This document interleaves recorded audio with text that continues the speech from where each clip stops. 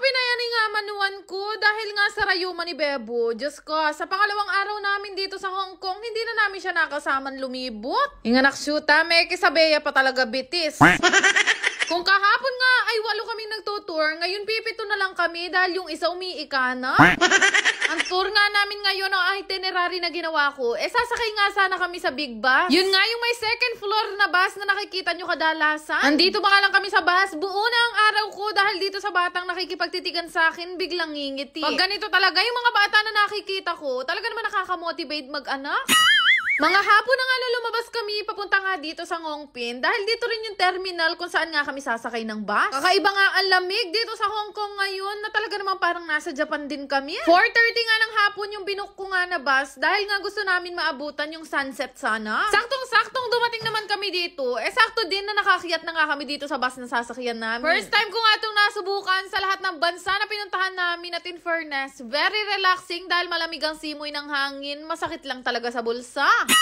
Kaya naman kung mapapansin nyo, wala akong katabi dyan. Sayang nga yung ticket ni Bebo. 1,500 ko pa yatang nabili. Pero ang sabi ko nga sa kanya, ipahinga na lang niya yung bitis niya dahil bukas mahaba habang lakaran na naman papuntang Disneyland. Mga nanonood nga ng vlog ko ngayon at gusto rin mag-Hong Kong o may balak na mag-Hong Kong, subukan nyo tong subukan nyo rin itong Big Bus Lantau Island Tour. Dinala nga nila kami o tinurk nila kami dito sa may airport at nakita ko nga ng malapitan yung mga eroplano. Napakasarap nga nito at talaga naman sobrang saya. Pero hindi ko to recommended sa mga lamigin kagaya ng nanay ko. Makapal na nga yung mga suot naming damit, pero mukhang nagkamali pa kami dahil kailangan yata mga puffer jacket yung mga suot namin. Kaya naman tingnan nyo, hindi na ako nakaka-aesthetic tingnan dito, nakshutan.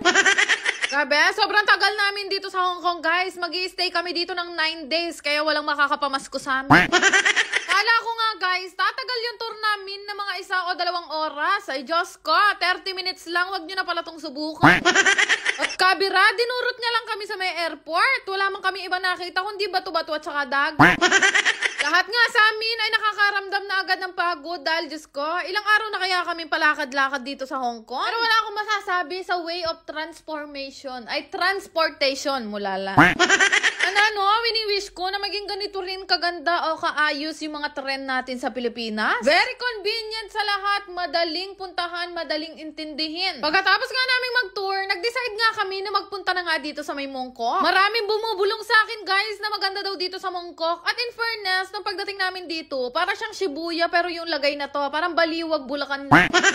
Nakakatuwa lang din dahil hanggang dito sa Mongkok, meron nga nakakilala sa atin. Kaya shoutout sa iyo, ate. Itong market nga na to ay tinatawag nilang ladies market. Kaya naman pala ladies market kasi puro pambabae. Hindi pa rin namin masyadong afford yung mga tinda dun. Kaya sabi ko, maglibot na lang muna kami at pumasok nga kami dito sa ukay-ukay. Sobrang liit kasi nung palda na suot ko kanina. Kaya naman antimano, nakapagpalit ako nung nakabili nga ako ng 10 sa ukay. Diyos ko, bawat hinahangin kasi, lumalabas rugo yung bukayo.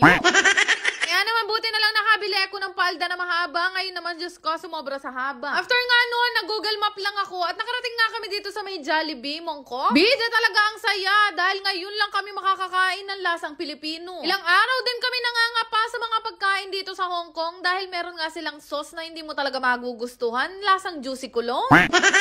Fairness sa Jollibee nila dito, guys, mas masarap kasi sa Pilipinas, lalo na pag nagpa-refill ka. Hindi parang tubig ang ibibigay sa'yo.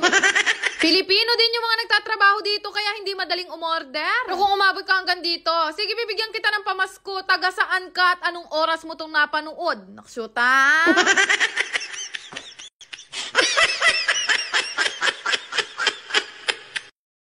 Yan lang naman! Salamat!